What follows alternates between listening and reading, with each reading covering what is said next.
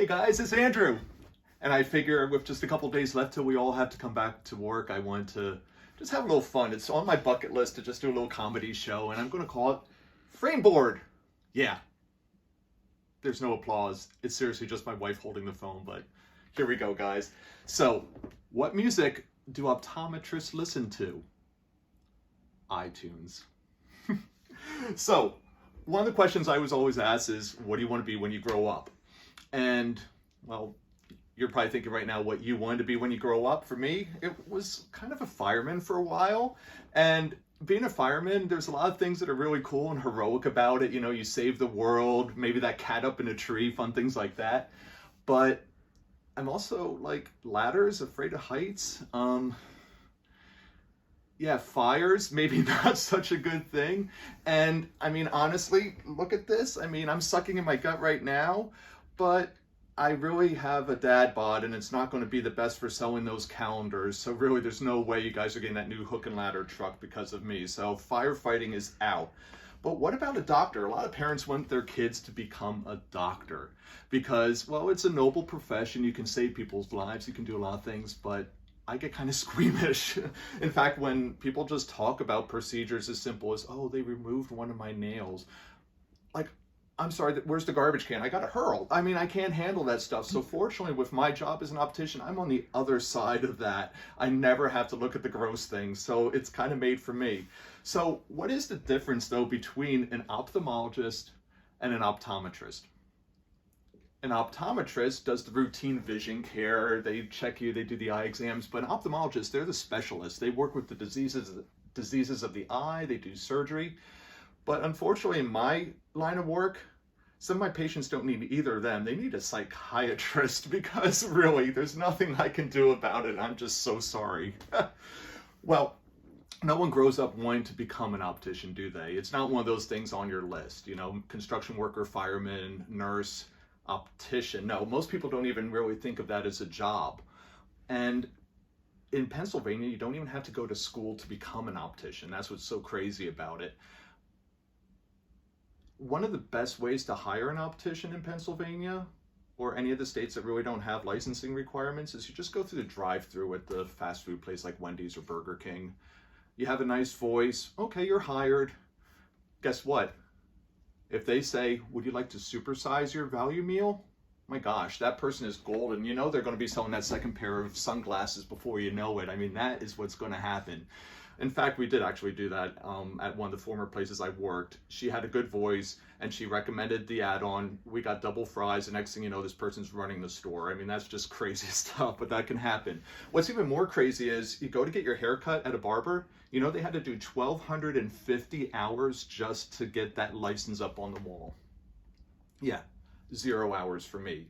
Yeah, I took a test and I'm ABO certified, which is like this national standard. But in Pennsylvania, seriously, we need to raise the bar because there are no requirements whatsoever. Barber, 1,250 hours, optician, 0. And yeah, you're wearing these to drive. Makes absolutely no sense. You know what else makes no sense? That someone like me can become an optician. If you knew me 20 years ago before I married up and my wife got me out of those Kmart special jeans, you'd be wondering, how in the world is this guy telling people what to wear?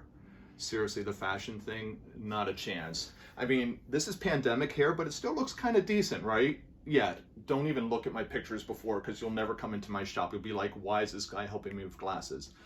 And another thing, yeah, maybe when I pick out clothes, I'm just one eye roll away from my daughter saying, you cannot wear that. I get it. But what do I do when I'm in the store and I'm colorblind?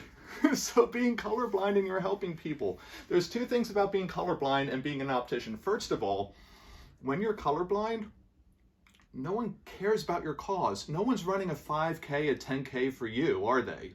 They don't care. The other thing, they don't have nice little magnets on the backs of the cars, you know, the little ribbon and everything. With my luck, it'd probably be red, green anyway, so I wouldn't even be able to tell what color the stupid thing is. Way to go, awareness, right? But it's kind of unfair. Also, it disproportionately affects men.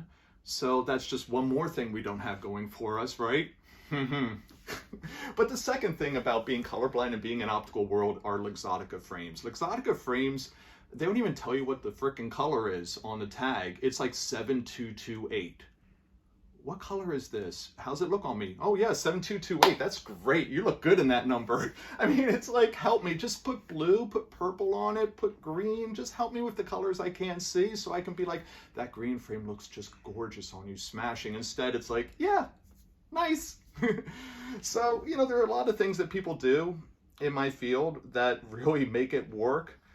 And no one wants to do it. Think about COVID-19. Here we are, right? We're right in the middle of this pandemic that's changed things, changed the way we do business. I'm at home making jokes. My wife's holding a phone, and I'm thinking any day now they're going to call me, but what is business going to look like? Honestly, I'm not too worried because the majority of my patients are senior citizens. They're like my parents' age or older. And what happens when it snows? There's 12 inches of snow on the ground, icy conditions. Who's coming in to get a nose pad replaced in the middle of that storm?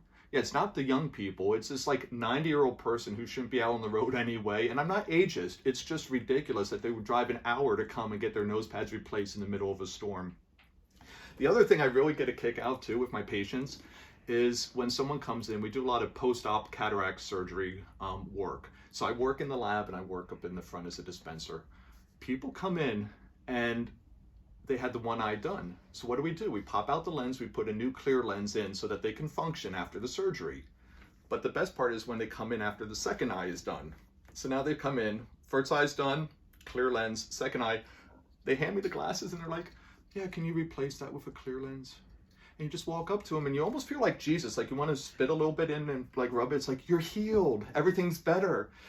They don't get it. It's like, you don't need these glasses anymore. It's like the teenagers, or well, tweens more, who used to go to Claire's boutique and they get those big geeky glasses with no RX, but here you are, you're like 70 years old and you don't realize you don't need glasses anymore, but maybe you want it for the fashion. People haven't seen you for 40 years that way.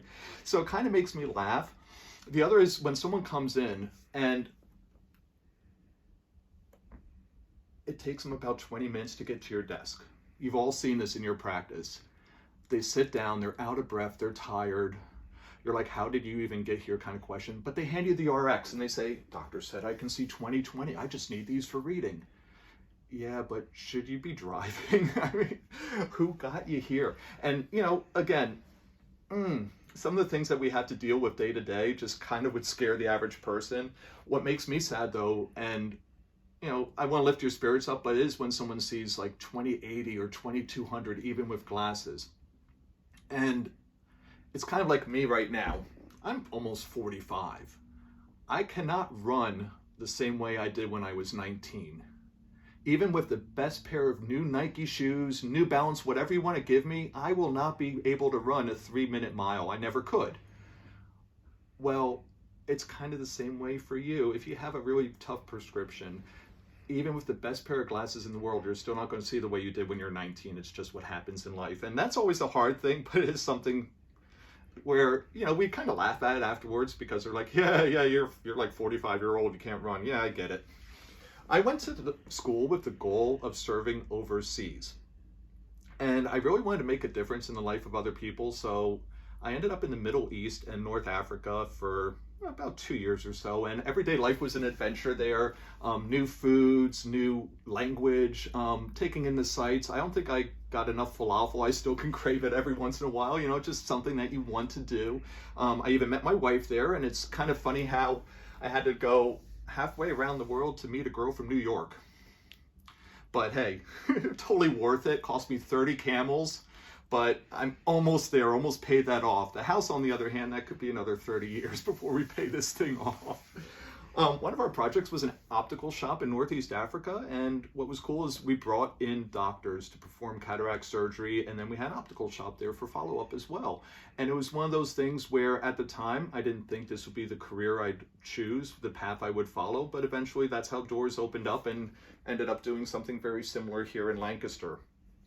Things went from bad to worse in that country, and no matter what you think about the political situation we have here and how ridiculous things are, yeah, it's a good thing. You can almost take for granted how things are here and that there is still peace amongst us. It could always be much worse. There is something you learn though when you're overseas, and especially in that region.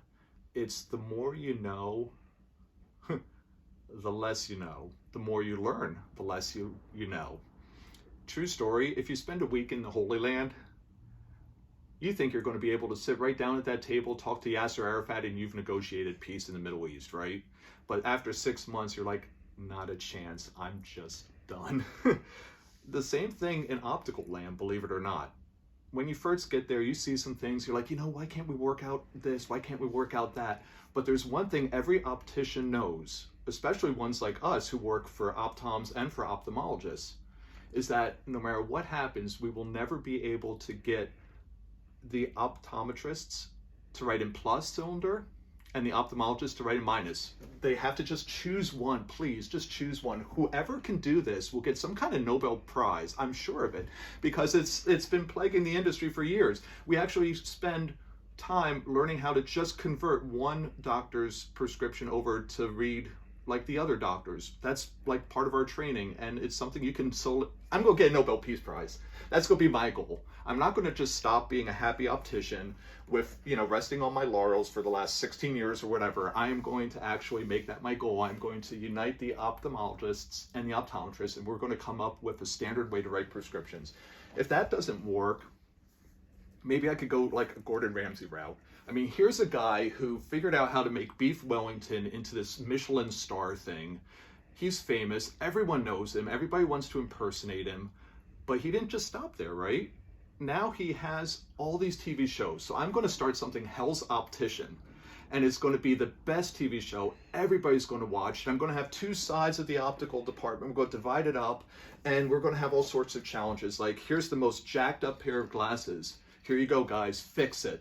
I'm going to put Fresnel Prism on glasses. We're going to do all sorts of things. We're going to try to figure out what that 7228 color is for Luxottica. I mean, go at it. And at the end, I'm going to be the angry guy who comes out, who takes a tray of glasses and just tosses them in the garbage can and says, what is this? And like, just, I don't know, just get angry. And I hope you get to watch that one day. Thanks for watching with me, and have a great day, everyone. Bye-bye.